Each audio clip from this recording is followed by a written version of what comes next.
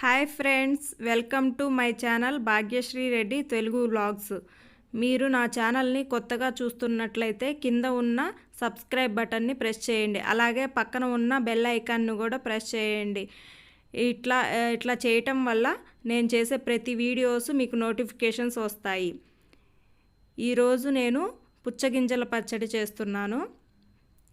ఈ పుచ్చగింజలు అందరికీ తెలుసో లేదో, పుచ్చకాయలో ఉన్న గింజల్ని ఎండపెట్టి ఇట్లా అమ్ముతారండి. నేను వీటిని మా అమ్మమ్మ వాళ్ళ ఊరు దగ్గర తెచ్చుకున్నాను. మా అమ్మమ్మ దగ్గర నుంచి వాళ్ళకి ఇంటి దగ్గరికే వచ్చి అమ్ముతారండి. నేను వాళ్ళ ఊరు వెళ్ళినప్పుడు ఇట్లా తెచ్చుకున్నాను.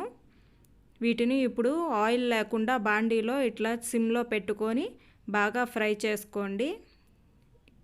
ఇట్లా వేగుతున్నప్పుడు కొంచెం బ్లాక్ కలర్లోకి మారుతూ ఉంటాయి. వేగినప్పుడు చిటపటమని ఎగురుతుంటాయి. చూడండి ఇప్పుడు ఎట్లా చిటపట అని ఎగురుతున్నాయో. ఇట్లా చిటపటలాడాక తీసి ఒక ప్లేట్లో పక్కన పెట్టుకొని చల్లార్చుకోండి. అట్లాగే అదే బాండీలో కాస్త నువ్వులు వేసుకొని ఆయిల్ లేకుండానే ఇందాక పుచ్చగింజలు వేయించుకున్నట్టుగానే ఈ నువ్వులను కూడా కొంచెం కలర్ మారేటట్టు, బ్రౌన్ కలర్లోకి మారేటట్టు వేయించుకోండి. నిదానంగా సిమ్లో పెట్టుకోండి. నేను స్టార్టింగ్ హైలో పెట్టేసరికి అడుగున కొన్ని మాడిపోయినాయండి. చూడండి ఎట్లా బ్లాక్ కలర్లో కనపడుతున్నాయి. అవి కొంచెం మాడినవండి.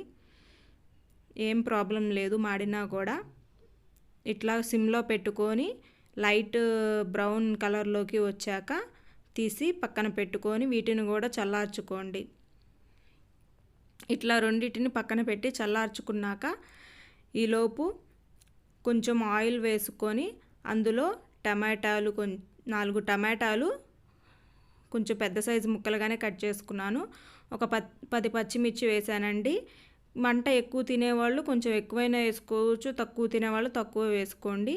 కొంచెం చింతపండు కూడా వేసి ఇట్లా మూత పెట్టి మగ్గించుకోండి. చూడండి ఇట్లా కొంచెం మెత్తగా మగ్గిపోయిన తర్వాత ఇప్పుడు మిక్సీ జార్లో ఇందాక పక్కన పెట్టి చల్లార్చుకున్న పుచ్చగింజల్ని ఇట్లా మిక్సీలో వేసి నువ్వులను కూడా కలిపి మిక్సీలో వేసి రెండు కలిపి మిక్సీ పెట్టేయండి.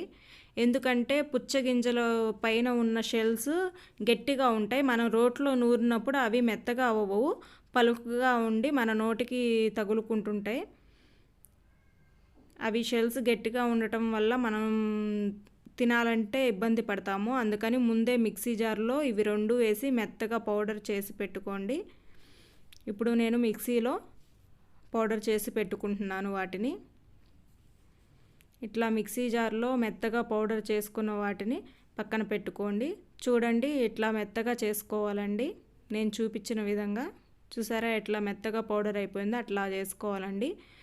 ఇప్పుడు నేను రోల్ని శుభ్రంగా నీళ్ళతో కడిగి పక్కన పెట్టుకొని అవి ఆరాక ఇట్లా శుభ్రంగా ముందే దుమ్ము అది ఉంటుంది కదండి, శుభ్రంగా నీళ్ళతో కడిగి పక్కన పెట్టుకోండి.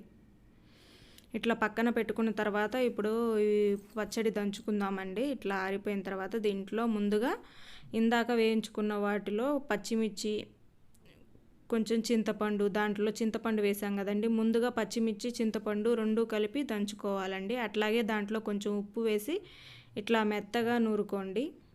ముందుగా మెత్తగా పచ్చిమిర్చి వేసి దంచుకోవడం వల్ల ఏమవుతుందంటే తొక్కలుగా లేకుండా మెత్తగా పేస్ట్ లాగా అయిపోతుంది. లేకపోతే తర్వాత అన్నీ ఒకేసారి వేసి దంచామంటే పచ్చిమిర్చి నలగదండి, తొక్కలుగా ఉండిపోతుంది. అయినా ఇట్లా రోట్లో వేసి దంచుకున్న పచ్చడికి వచ్చిన టేస్ట్ మిక్సీలో వేసుకుంటే రాదండి. ఏ పచ్చళ్ళైనా నేను ఇట్లాగే రోట్లోనే నూరుకుంటానండి. చాలా వరకు మిక్సీలో వేస్తారు కానీ ఇట్లా దంచిన వాటికి వచ్చినంత టేస్ట్ మిక్సీలో వేసిన వాటికి రాదు. ఇప్పుడు ఇలా మెత్తగా చూపించినట్టుగా నిదానంగా ఇట్లా మెత్తగా దంచుకోండి. ఇట్లా దంచుకున్న తర్వాత ఇందులో కొంచెం జీలకర్ర మీకు కావాల్సినంత అండి. ఎక్కువ కావాలంటే ఎక్కువ తినేవాళ్ళు ఎక్కువ వేసుకుంటారు, తక్కువ తినేవాళ్ళు తక్కువ వేసుకుంటారు. మీకు నచ్చినంత వేసుకోండి. జీలకర్రతో పాటు కొంచెం ఉప్పు, 4 రెబ్బల చిన్నులపాయలు ఎక్కువ తినేవాళ్ళు కావాలంటే ఎక్కువ వేసుకోండి. చిన్నులపాయలకు హెల్త్కి మంచిది కాబట్టి ఎక్కువ తినాలనుకుంటే ఎక్కువ వేసుకోండి. నేను 4-5 రెబ్బలు వేసాను. ఇట్లా వాటిని కూడా మెత్తగా అయ్యేటట్టు దంచుకోండి వాటితో పాటు. ఇట్లా మొత్తం మెత్తగా దంచిన తర్వాత ఇందాక మిక్సీ జార్లో మనం పౌడర్ చేసి పెట్టుకున్న పుచ్చగింజలు, నువ్వులు ఉన్నాయి కదా, అవి కూడా వేసి వాటితో పాటు కలిపి మెత్తగా కలిపి దంచుకోండి. ఇందాక పచ్చిమిర్చి, చిన్నులపాయలు దంచుకున్నాం కదా, వాటికి ఇది కలిసిపోయేటట్టు మెత్తగా దంచి పెట్టుకోండి. ఇట్లా దంచడం వల్ల ఏంటంటే పొడి అంటుకుపోయినట్టు ఉంటుంది. ఒకసారి మధ్యలో ఇట్లా స్పూన్తో మొత్తం అంతా కలిసేటట్టు ఒకసారి కలుపుకొని మళ్ళీ మెత్తగా దంచుకోండి. మొత్తం అంతా కలిసిపోయేటట్టు దంచుకోవాలి. ఇట్లా మెత్తగా అంతా కలిసేటట్టు దంచుకున్న తర్వాత ఇందులో మిగిలిన టమాటా ముక్కలు ఉన్నాయి కదండి మగ్గించుకున్నవి, అవి కూడా మొత్తం వేసేసి వాటితో పాటు ఇట్లా దంచుకోండి. ఒకేసారి వేసేయండి. కొంతమంది ఏంటంటే ముందు కొంచెం వేసి మెత్తగా అయిన తర్వాత మళ్ళీ ఇంకొన్ని వేసి దంచుకుంటారు.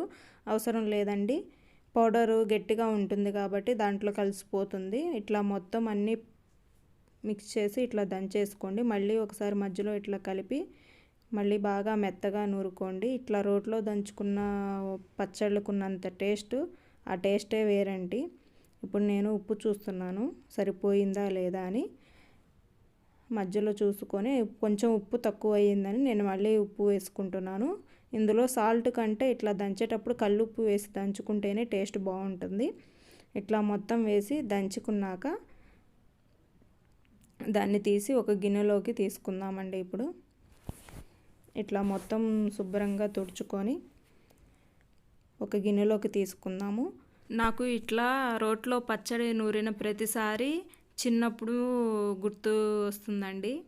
చిన్నప్పుడు మా అమ్మ ఇట్లాగే పచ్చడి రోట్లో నూరినప్పుడు ఇట్లా మొత్తం తీసేయకుండా కొంచెం పచ్చడి రోట్లోనే ఉంచేసి అందులో అన్నం వేసి, వేడి అన్నం కొంచెం నెయ్యి వేసి కలిపి ముద్దలు పెట్టి తినిపించేదండి.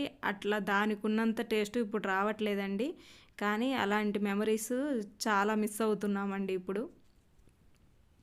మీలో ఎంతమందికి అమ్మ చేతి గోరు ముద్దలంటే ఇష్టమో చెప్పండి. కింద ఉన్న కామెంట్ సెక్షన్లో కామెంట్ చేయండి ఎంతమందికి ఇష్టమో ఇట్లా తినటం.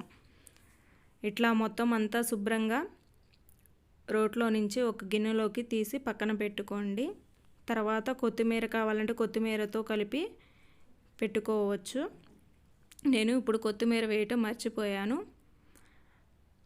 మీరు కావాలంటే దంచేటప్పుడే కొత్తిమీర కూడా వేసి కలిపి దంచుకోండి. అంతేనండి, ఇంతటితో ఎండ్ చేస్తున్నాను. ప్లీజ్ అండి నా ఛానల్ని సబ్స్క్రైబ్ చేసుకోండి.